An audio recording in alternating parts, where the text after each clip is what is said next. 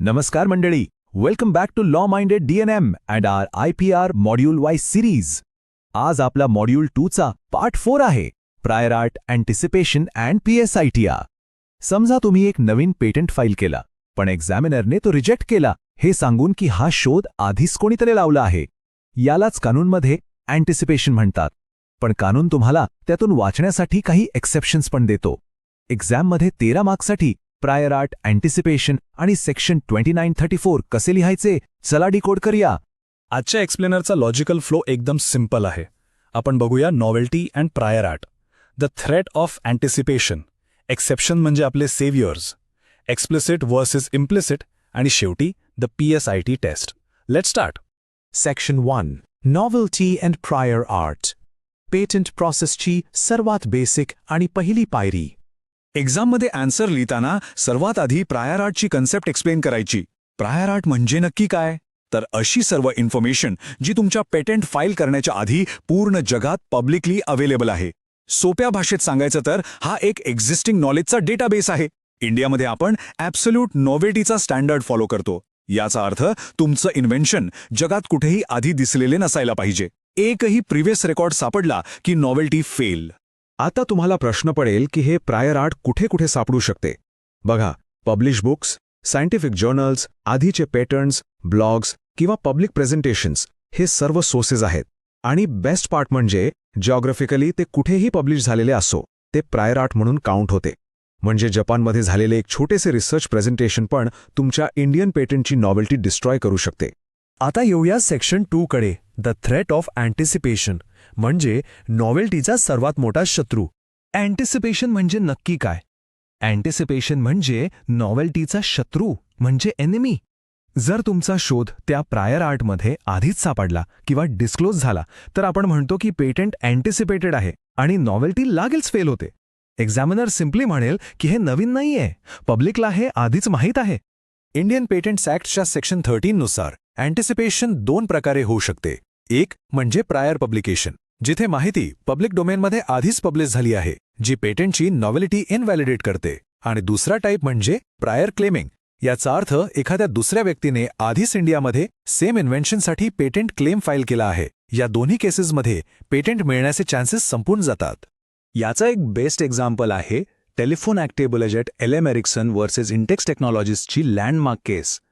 दिल्ली हायकोर्टने या केसमध्ये क्लिअरली सांगितले आहे की जर एखाद्या इन्व्हेंटरने आपल्या इन्व्हेन्शनचा प्रोटोटाईप एखाद्या पब्लिक एक्झिबिशनमध्ये विदाऊट कॉन्फिडेन्शियलिटी दाखवला तर तो पब्लिक यूज मानला जाईल आणि नॉवेल्टी लगेचच डिस्ट्रॉय होईल.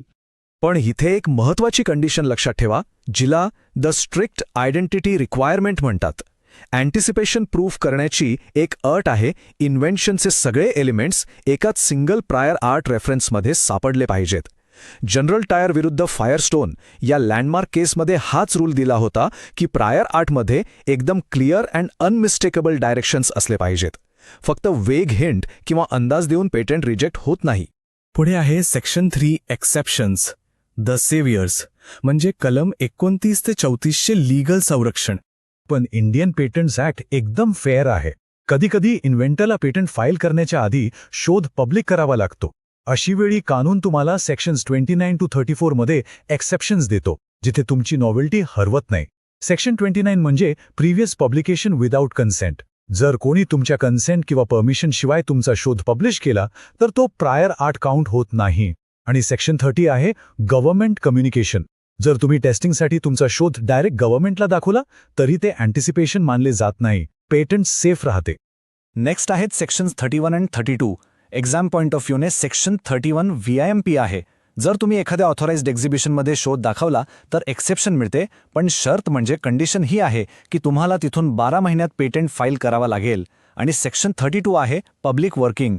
जर इन्व्हेन्शनची टेस्टिंग पब्लिकमध्ये करणं मजबुरी असेल, जसे नवीन रेल्वे इंजिन ट्रॅकवर टेस्ट करणं किंवा गिनीपिक एक्सपेरिमेंटेशन, तर ती नॉवेल्टी फेल करत नाही, कारण ट्रायल गरजेचे होते. आणि एक्सेप्शन सिरीज एंड होते सेक्शन 33 आणि 34 वर. सेक्शन 33 नुसार use and publication after provisional specification protected आहे. म्हणजे प्रोव्हिजनल आधीच फाईल केला असेल तर नॉवेल्टी सेफ राहते. आणि सेक्शन 34 हे ओव्हरआर्चिंग प्रोटेक्शन आहे. एक क्लिअर रूल की जर सर्कमस्टॅन्सेस सेक्शन 29 to 32 मध्ये मॅच होत असतील तर कंट्रोलर तो पेटंट अँटिसिपेटेड आहे असे म्हणून रिजेक्ट करू शकत नाही. हे एक अल्टिमेट हॅक आहे. Section 4 explicit versus implicit anticipation. हे दोन कॉन्सेप्ट्स पण 13 मार्क्सच्या आन्सरमध्ये लिहिणं जरुरी आहे. एक्सप्लिसिट अँटिसिपेशन म्हणजे जिथे प्रायर आर्टमध्ये इन्व्हेन्शन वर्ड फॉर वर्ड आधीच डिस्क्राईब केले आहे, एकदम डायरेक्ट कॉपी. पण इम्प्लिसिट अँटिसिपेशनमध्ये प्रायर आर्ट एक्सप्लिसिटली सर्व फीचर्स दाखवत नाही, पण ते इनहेरेंटली तिथे प्रेझेंट आहेत. उदाहरणार्थ, एक नोन केमिकल कंपाऊंड जो इनहेरेंटली तोच इफेक्ट देतो जो नवीन पेटंटमध्ये क्लेम केला आहे, तरी ते अँटिसिपेशन मानले जाते.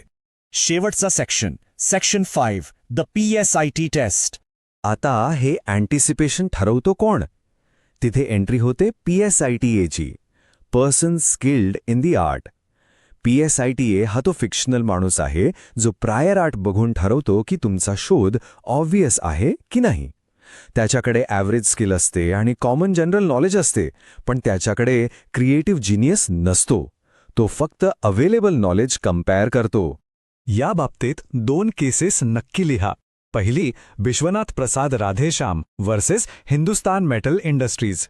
सुप्रीम कोर्टने हा टेस्ट दिला की जर ते डॉक्युमेंट एखाद्या कॉम्पिटंट क्राफ्ट्समॅनच्या हातात दिले तर तो म्हणेल का की हां, हे मला आधीच माहीत होते. तसंच Monsanto company versus कोरमांडल Indic products या केसमध्ये पण सुप्रीम कोर्टने सांगितले की केमिकल आधीच इंडस्ट्रीमध्ये नोन होते, म्हणजे ते प्रायर आर्ट होते, त्यामुळे पेटंट इनव्हॅलिड आहे. तर अँटिसिपेशन ॲक्च्युली असेच कसे करतायत?